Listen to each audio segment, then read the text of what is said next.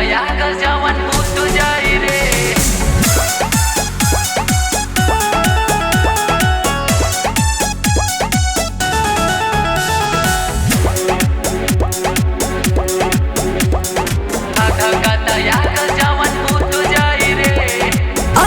सटेज पर माथा में पगड़ी बांध के सिक्का सर सटावा तारे बीच रे समान पे। अरे अरे ये क्या करत देखा था जो सटेज पर माथा में पगड़ी बांध के सिक्का सर सटावा तारे बीच रे समान पे। तो हमर लहंगा है लहकत आग लेखा रे। अरे ई का कहलू चढ़ल तोर जवानी आज लूट जाई रे।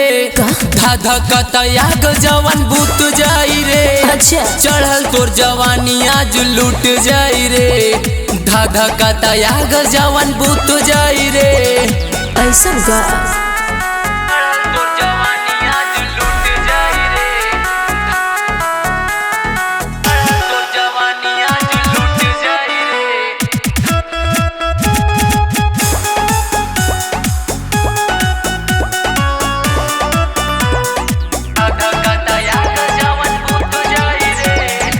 छुआ न गाल हमरा पजरा में सटके मजा ले बोतल लो दूर से हटके। अरे सुन तारा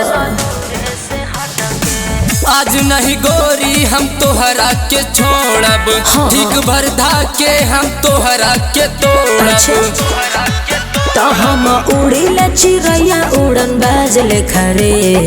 तो हम होश करिए हैं चढ़ल तोर जवानी आज लूट जाई रे। धाधा कतया गजवन भूत जाई रे। चढ़ल तोर जवानी आज लूट जाई रे। धाधा कतया गजवन भूत जाई रे। चुप रह तोर जवानी आज लूट जाई रे।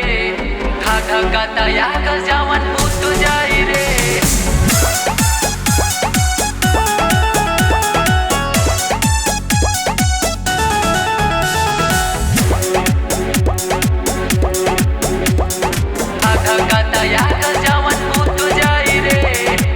फिर के बाना की सबका के बाटी बनी लो भर जे मरद होला खाटी। अच्छा बुझल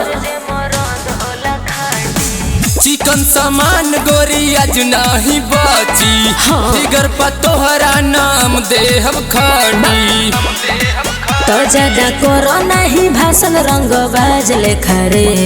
अच्छा चढ़ल तोर जवानी आज लूट जाई रे। धाधा कतया गजवन भूत जाई रे।